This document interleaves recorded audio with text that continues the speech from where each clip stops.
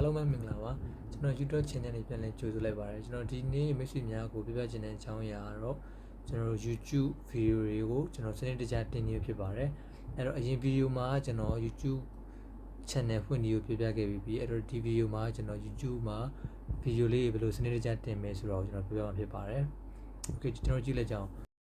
Okay အဲ့တော့ကျွန်တော်ဒီမှာ screen မှာပြရတဲ့အတိုင်းပဲ Okay အဲ့တော့အရင်ဆုံးကျွန်တော်တို့ YouTube တော့ကျွန်တော်ဝင်လိုက်မယ်နော် YouTube တော့ဝင်လိုက်မယ်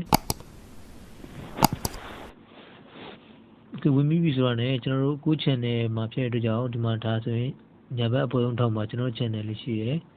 ဟိုဒါကျွန်တော် channel ပြတာ YouTube ဆိုပြီးတော့ Okay ကျွန်တော်တို့အထိသွားကြမလို့ဘူးအောက်မှာအောက်ဆုံးမှာ plus ဆိုတဲ့ button လေးရှိရယ်ကျွန်တော်တို့အဲ့ဒါလေးကျွန်တော်နှိပ်လိုက်မယ်ပြီး upload a video ဒါလေးပေါ့နော် upload a video ကိုကျွန်တော်နှိပ်မယ် Okay ပြီးပြီဆိုတော့ねတော့ကျွန်တော်ခုနကျွန်တော် video လေးပေါ့ကျွန်တော် video ရှိရယ်ဒါတွေကျွန်တော် video တစ်ခုတင်နေတယ်ဥပမာမိတ်ဆွေများကကိုကြိုက်တဲ့ video လေးတစ်ခုရှိပြီဆိုလဲတင်လို့ရတယ်ကျွန်တော်ဒီမှာကျွန်တော် video ကျွန်တော်ယူလိုက်မယ် Hello အားလုံးပဲမင်္ဂလာပါကျွန်တော် YouTube channel လေးပြန်လည်ကြိုဆိုလိုက်ပါတယ်သွားလိုက်မယ်next သွားမယ်ပြီး YouTube မှာတော့ကျွန်တော်တို့စပြီးတင်တာနဲ့ channel တွေဘာမှလုပ်စရာမလိုဘူးမှာသူပေးရတိုက်တယ်ဘာမှမရွေးနဲ့ next တွေသွားမယ်ကျွန်တော် next တွေပဲကျွန်တော်တစ်ချက်သွားမယ်ပြီးပြီဆိုတော့ねကျွန်တော်ဒီ video က clay dollar ဘာညာမေးရပေါ့နော်ကျွန်တော်တို့ကို no လို့ဖြေလိုက်မယ် no it is not made for kids okay ပြီးပြီဆိုတော့ねa registration နဲ့ restriction ပေါ့နော်ကျွန်တော်တို့အသက်ကန့်သက်ထားတာတွေပဲအသက်ကန့်သက်ထားတာတော့ထားလိုက်အောင်ကျွန်တော်တို့မဖြည့်သေးဘူးပေါ့နော်ဖြည့်သေးဘူးနောက်မှ YouTube studio ထဲမှာကျွန်တော်တို့ဖြည့်လို့ရတယ် okay အဲ့တော့ upload video ကျွန်တော်နှိပ်လိုက်မယ် okay နှိပ်လိုက်ပြီဆိုတော့ねကျွန်တော်တို့ဒီမှာ uploading လာပြပေးတယ် uploading ပြနေပေါ့နော် okay အဲ့ဒါပြီးပြီဆိုတော့ကျွန်တော်ထွက်လိုက်မယ်တော်ပြီဆိုတော့ဒီမှာနောက်တဲ့ YouTube Studio ပေါ့ဒီထဲမှာကျွန်တော်တို့ကသွားပြီး edit လုပ်ကြမှာအဲ့တော့ YouTube Studio ကျွန်တော်ဝင်လိုက်မယ်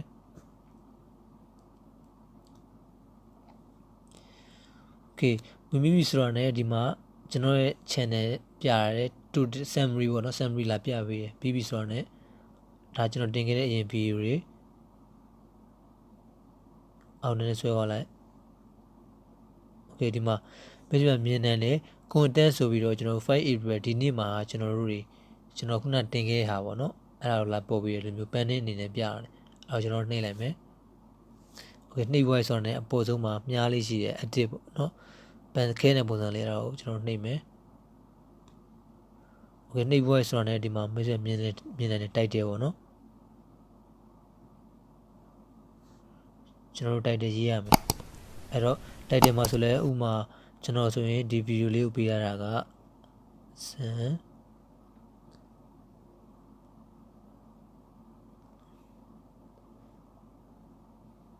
ပတ်စံရတဲ့ app တစ်ခုလို့ကျွန်တော်ရေးရတယ်ပြီးတော့သူရဲ့ name က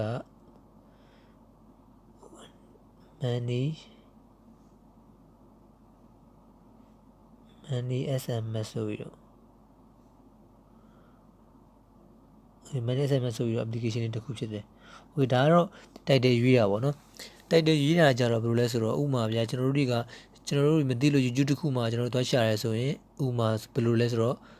ပတ်စံရတဲ့ gain တို့เนาะကျွန်တော်တို့ပြင်ပေးကောက်ဖွင့်နေလို့ဥမာအဲ့လိုမျိုးသွားရှာနိုင်တယ်ကျွန်တော်တို့ public ကပေါ့နော်တခြား user တွေကျွန်တော်တို့လာရှာနိုင်နေတဲ့မေကွန်းတွေပြီးရင်အဲ့လိုမျိုးခေါင်းစဉ်လေးတွေကျွန်တော်ပေးရအဆင်ပြေရပေါ့နော်အဲ့မှာပို့လွယ်ကူတယ်အဲ့တော့တို့တွေလွယ်ကူရှာတဲ့အချိန်ကျရင်ကျွန်တော်တို့ဒီမှာရေးရတဲ့ video လေးကိုသူတို့တွားပြပေးမယ်ပေါ့နော်အဲ့လိုသဘောပါ Okay ပြီးရင်ဒီမှာပုံမှာဆိုလဲ YouTube thumbnail ပေါ့နော်ဒီမှာခဲတဲ့ပုံစံလေး YouTube thumbnail ဆိုတာဘာပြောလဲဆိုတော့ဥပမာ YouTube video မှာ cover အနေနဲ့ထားတာဟုတ်ပြီလား cover အနေနဲ့ထားတဲ့ဟာပြောတာအဲ့ cover အနေနဲ့ထားတဲ့ဟာကလည်းကျွန်တော်တို့ကိုယ့်ရဲ့ဒီ video နဲ့သက်ဆိုင်ရမှာပေါ့နော် Okay အဲ့တော့ကျွန်တော်ဒါလေးနှက်လိုက်မယ်ပြီးရင် custom thumbnail ရှိတယ်ဒါကျွန်တော်တို့လုပ်ထားတဲ့ပူတူလေးပေါ့ Okay ပြီးဆိုရင်ဒီမှာအဲ့တော့ကျွန်တော်ဒါလေးရွေးလိုက်မယ်ပတ်စံရတဲ့နဲ့ app တစ်ခုပေါ့နော်ကျွန်တော်ရွေးရတာ Okay done Okay ဒါဆိုရင်ပုံလေးအနေနဲ့ကျွန်တော်ဒီလိုလာပေါ်မယ်ကျွန်တော် title လေးရေးပွားကြီး Okay description မှာကျတော့ Okay description ကျွန်တော်ပြင်ပြမယ်ပြီးရင် panning ပေါ့နော်ကျွန်တော်မရှိများ video မတင်ခင်ပေါ့ မတင်ခင်တော့ဒီမှာကျွန်တော်ဒါလေးကိုနှိပ်တာ pen နဲ့နှိပ်ပြီးတော့ public မှုပဲနဲ့ကျွန်တော် analyst step ပေါ့နော်အဲ့ဒါလေးကျွန်တော်ရွေးထားလိုက်အဲ့လိုရွေးထားတဲ့အချိန်ကျရင်ကျွန်တော်တွေကဒီ YouTube Studio မှာကျွန်တော်စိတ်ကြိုက်သည့် video တွေကိုလာပြင်လို့ရတယ်ခေါင်းစဉ်တွေပြင်လို့ရမယ်ပြီးပုံတွေလာပြင်လို့ရမယ်ဒီလို public နဲ့နေလို့ရမယ်ဆိုရင်ကျွန်တော်တို့မပြင်လို့မရဘူးပေါ့နော်အခု video မပြီးသေးဘဲနဲ့ဒီများတွေမြင်သွားနိုင်တယ် okay အဲ့တော့ private ထားလို့ရတယ် analyst ထားလို့ရတယ်ကျွန်တော် analyst ပဲထားလိုက်မယ်ထားပြီးပြီဆိုတော့ ਨੇ ပြန်သွားမယ်ပြီးရင်သူပြောသလိုကျွန်တော် audience တွေကိုယူရတာ click အတွက်မဟုတ်ဘူးပြီးရင် add to playlist ပေါ့နော် playlist ဆိုတာကြတော့ကျွန်တော် channel မှာဆိုရင်ကျွန်တော် playlist တွေရှိတယ်ဗျာ prepare နဲ့ Payoneer အကြောင်းဆိုပြီးတစ်ခုရှိမယ်ပြီးရင် futures ရဲ့ online earning gains and website ပေါ့နော်အဲ့တော့ကျွန်တော်အပေါ် online earning gains and website တွေကျွန်တော်ထည့်လိုက်မယ်ပြီးရင် done နှိပ်လိုက်မယ် okay ပြီးဆိုတော့ ਨੇ ကျွန်တော် tag category အောက်ဆုံးမှာ tag category ပေါ့နော်အားလေးကျွန်တော်နှိပ်လိုက်မယ်ပြီးရင် okay test category ရဲ့ဒီမှာအပေါ်မှာ add test ဆိုတာရှိမယ်အဲ့ဒါလေးကိုနှိပ်မယ် add test ဆိုတာကြတော့ကျွန်တော်မျိုးများကျွန်တော်တို့ကိုပေါ့ခုနကျွန်တော်ပြောသလိုကျွန်တော်တို့ video ကိုမြင်နိုင်ဖို့အတွက်ကျွန်တော်တို့တွေဘယ်လိုရေးမလဲဥပမာ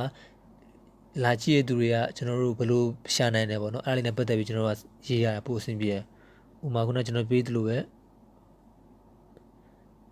ဆင်ရတဲ့ app တစ်ခုရေးမယ်okay တို့ပြီးဆိုရင်ကျွန်တော် enter နှိပ်လိုက်ပါတော့အဲ့ဒါဆိုရင်ဒီမှာတက်တစ်ခုဝင်သွားပြီပြီးရင်ကျွန်တော်တို့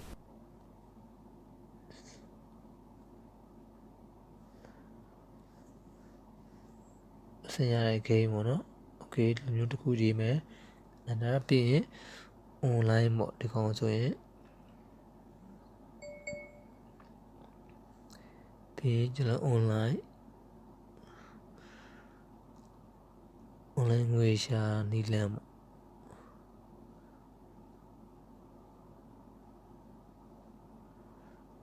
okay ပြီးရင်အင်္ဂလိပ်လိုပဲရေးလိုက်ရတယ်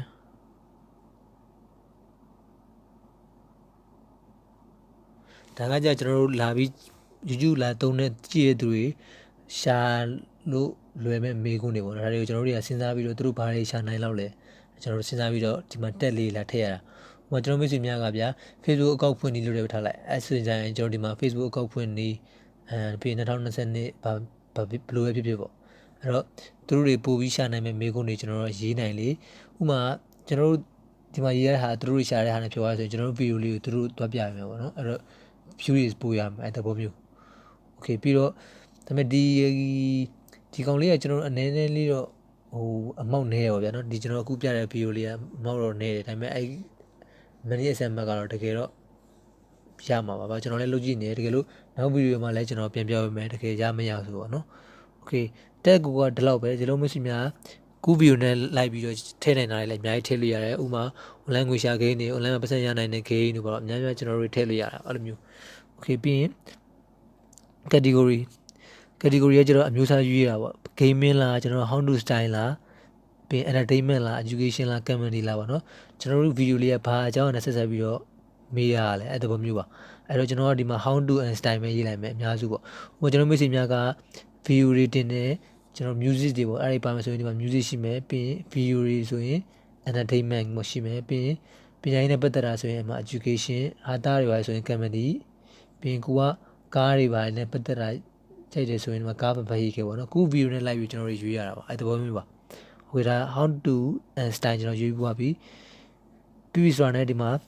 license and distribution အောက်မှာကျတော့အောက်ကဘာပြောရလဲဆိုတော့ကျွန်တော်ကတကယ်လို့အောက်က creative commons ကိုကျွန်တော်တို့နှိပ်လိုက်ပြီးဆိုတာနဲ့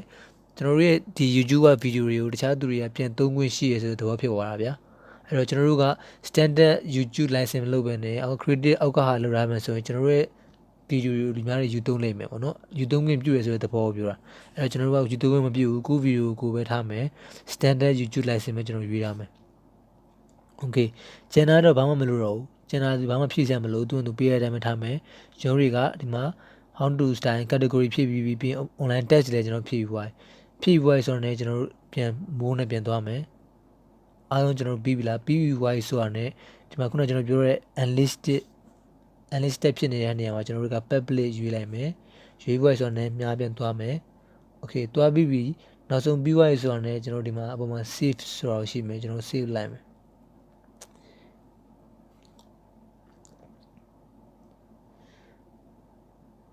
okay တကယ်လို့ save လိုက်ပြီဆိုတော့လည်းကျွန်တော်ဒီမှာ visibility မှာ public မြင်နိုင်သွားပြီအဲ့တော့ကျွန်တော်ရဲ့ channel မှာတင်တဲ့ channel တင်တဲ့ video တွေကိုကြည့်လို့ရရပါတော့ okay အဲ့တဘောပါပြီးတော့ခုနက message များကိုကျွန်တော်ပြောတဲ့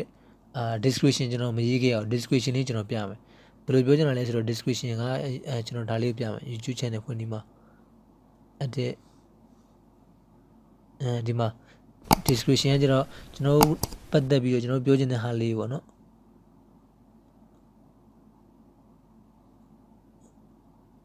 okay မှာကျွန်တော်ပြောချင်တဲ့ဟာလေးတွေကိုကျွန်တော်ဒီမှာရေးအပေါ်မှာရေးရပါတော့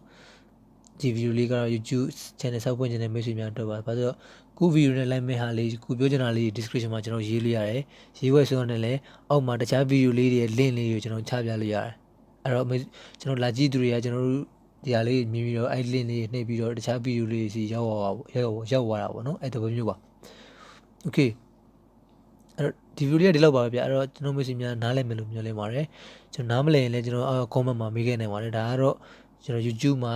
ကိုယ့်ရဲ့ video လေးတွေကို view ရအောင်စနစ်တကျတင်နေရဖြစ်ပါတယ်เนาะ video တင်တဲ့သိရှိဖို့အတွက်ကျွန်တော်ရဲ့ channel ကို like and subscribe လုပ်တာမမေ့ပါနဲ့ဟုတ်